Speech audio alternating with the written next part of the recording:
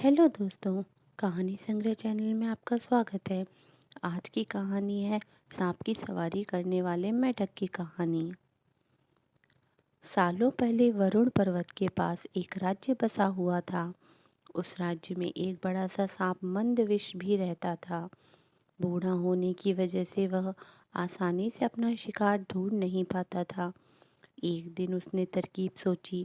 वो तुरंत मेढकों से भरे हुए एक तालाब के पास पहुंच गया। वहां वह दुखी सा होकर एक पत्थर के ऊपर बैठ गया।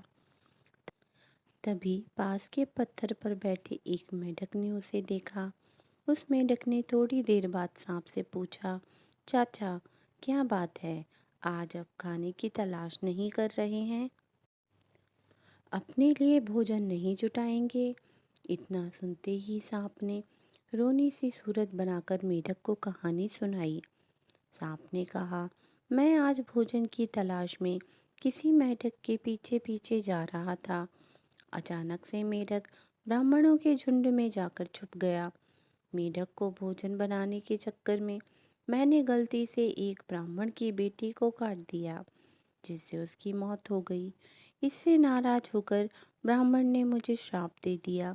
उन्होंने मुझे श्राप देते हुए कहा कि तुझे अपना पेट भरने के लिए मेंढकों की सवारी बनना पड़ेगा।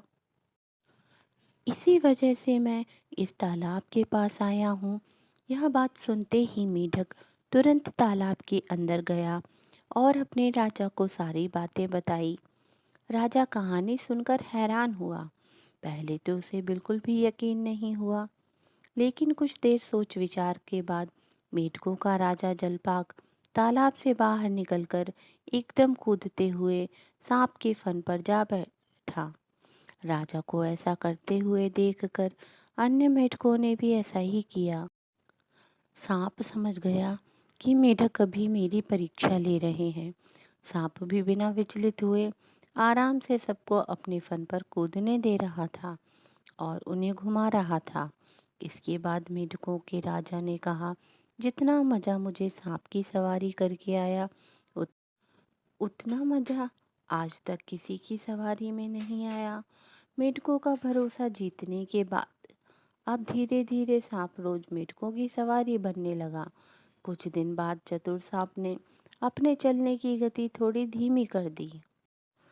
यह देखकर मेढकों के राजा जलपाक ने पूछा, हे सर्प, तुम्हारी चाल इतनी धीमी क्यों है?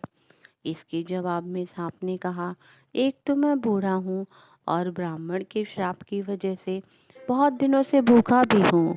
इसी वजह से मेरी गति कम हो गई है। इतना सुनते ही राजा ने कहा, तुम छोटे छोटे मेढकों को खा लो। यह सुनकर मन ही मन सांप बहुत प्रसन्न हुआ।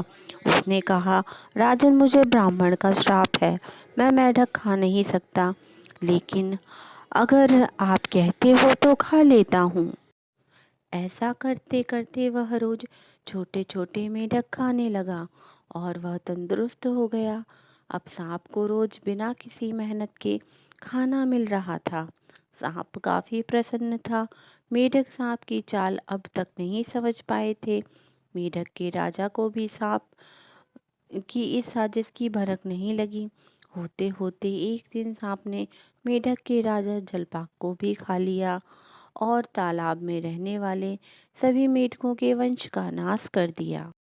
कहानी से सीख, किसी भी शत्रु की बात का जल्दी से भरोसा नहीं करना चाहिए। इससे खुद की और अपने लोगों की हानि होना निश्चित है। तो दोस्तों, आपको आज की कहानी कैसी लगी हमें कमेंट करके ज़रूर बताएं और चैनल को लाइक करना और सब्सक्राइब करना बिल्कुल भी ना भूलें। धन्यवाद।